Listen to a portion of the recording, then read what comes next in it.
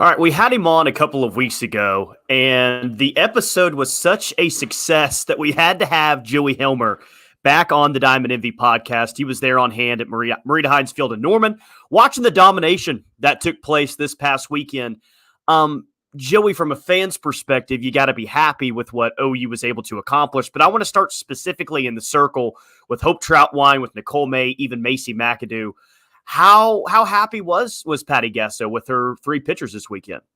She was really pleased. This is about, and I thought you kind of put it perfectly with one of your tweets. This was about as perfect as a weekend as you possibly could have asked for, all around. And you had the two blowouts, you had the close game in between, and then you look at the pitching, and that's where it really comes together. Nicole May was fantastic.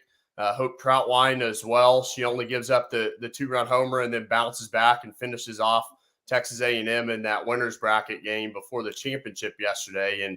And Nicole May has just been dynamite when asked upon so far throughout her career, and she was again this weekend. So I come away from this weekend feeling a lot better about Oklahoma's pitching staff. And, oh, by the way, Jordy Ball took infield practice before that final game. So there's reason to believe maybe she might return here. So that's another boost. Patty Gasso was really, really pleased, though. I don't think there's any way not to be pleased about what she saw from both of those pitchers this weekend, and McAdoo as well. That was good to see her come in the final inning yesterday.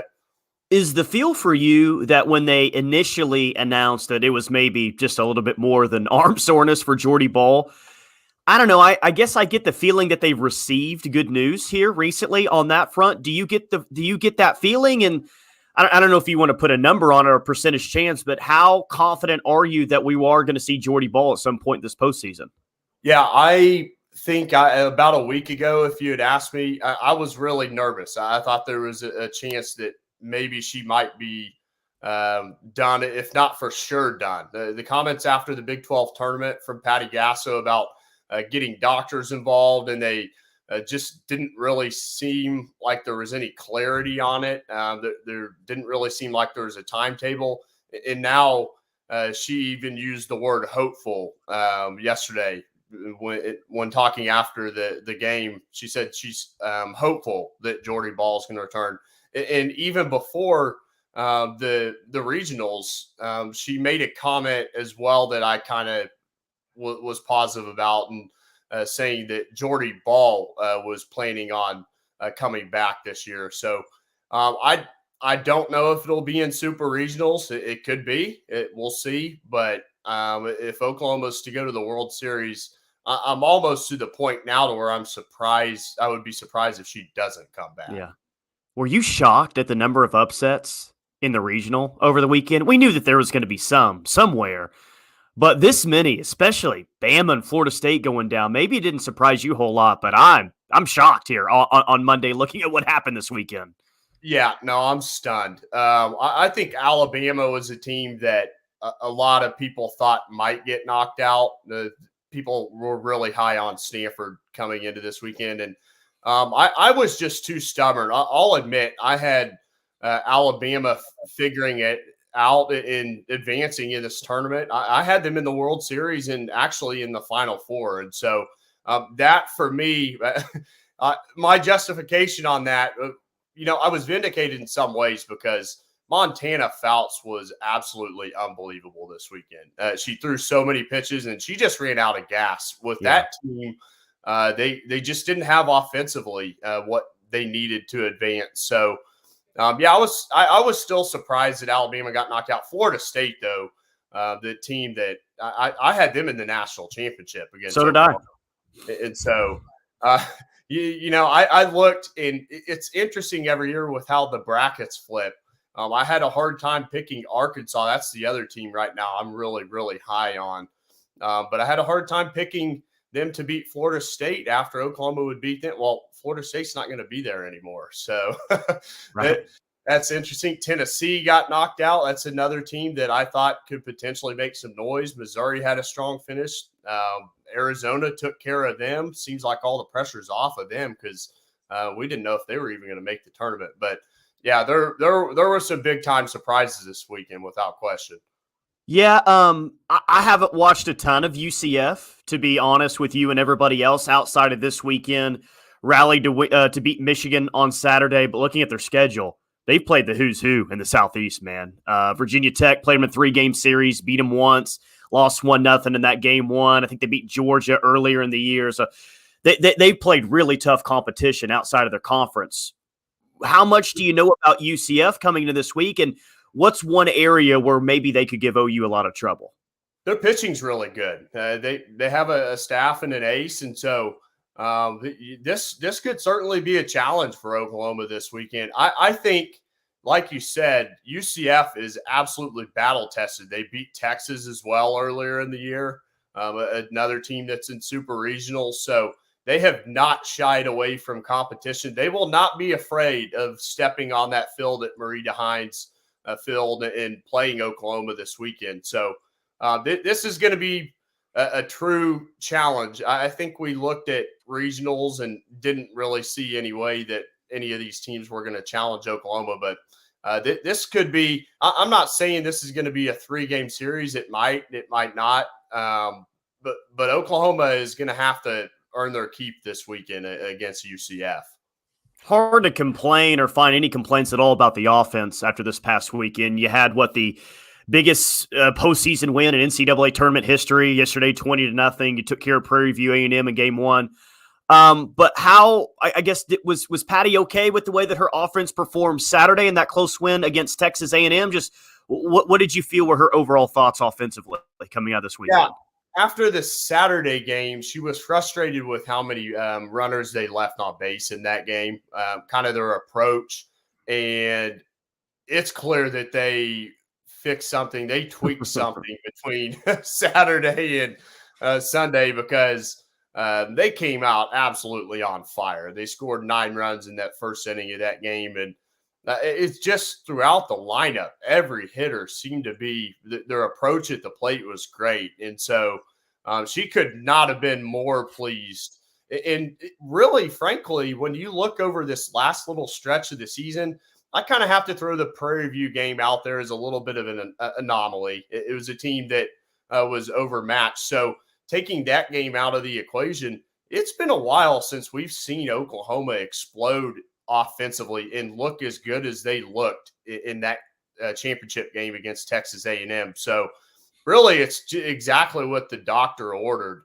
You had the great pitching like we talked about, and then you feel like even at this point, if Jordy Ball is not unable to come back, this lineup, if they're even remotely what they were in that championship game, you feel great about their chances to win another national championship here. Yeah, I totally agree with you.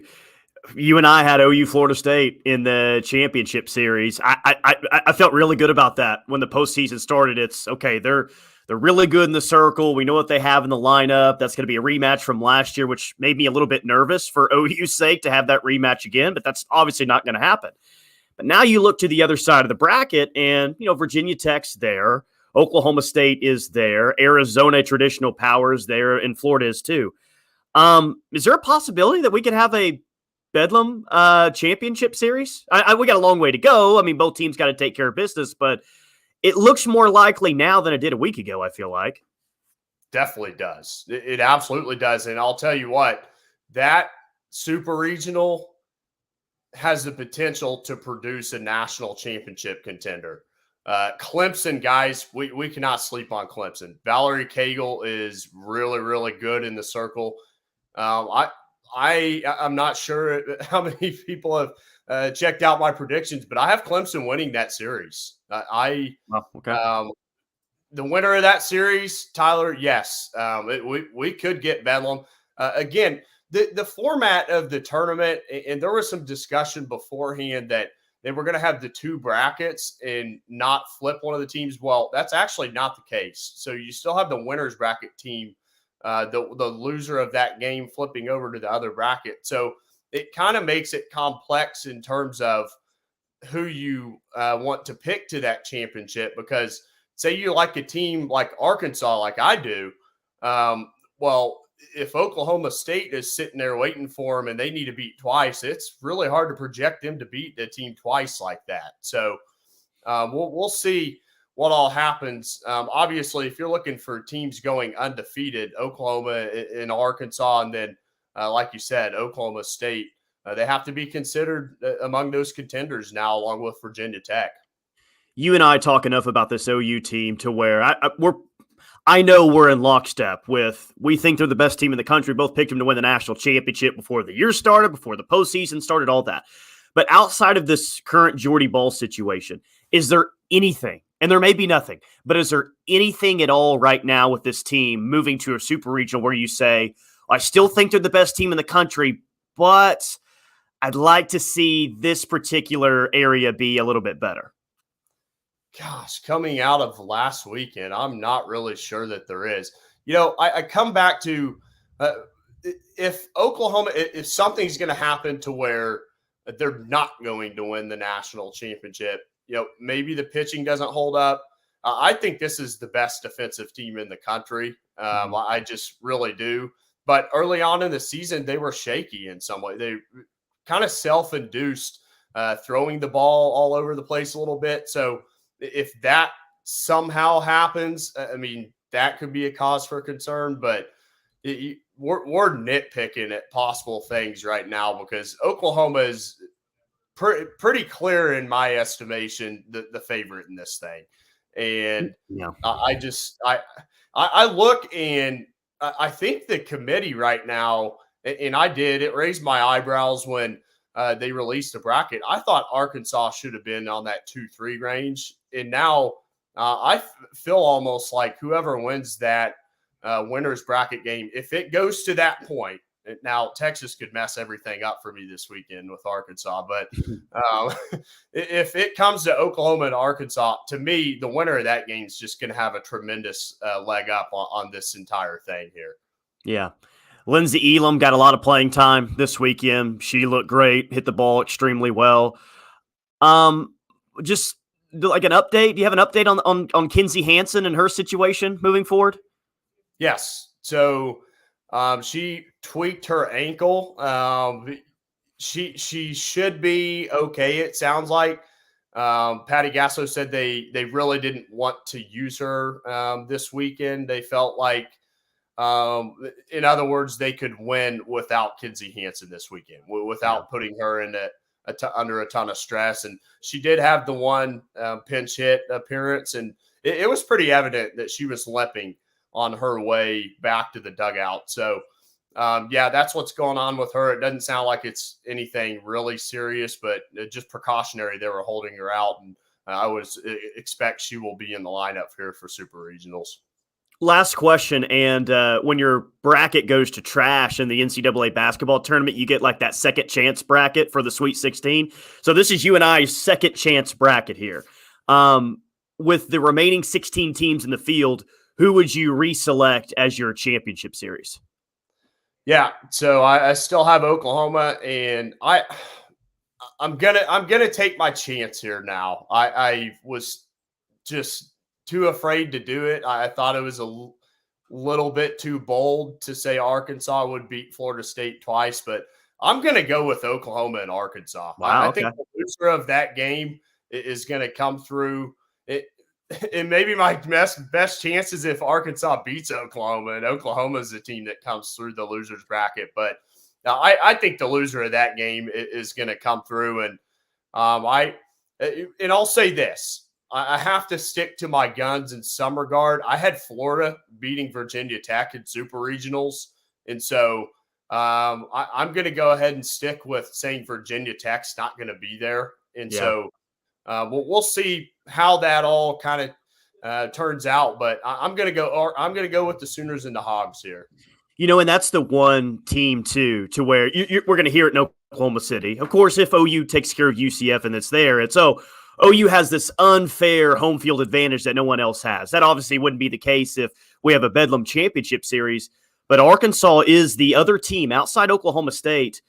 Buddy, they'd show up. I don't think that they'd show up as much as OU fans would, but Arkansas fans, they're the one team in this thing that would travel to Oklahoma City in droves, I feel like.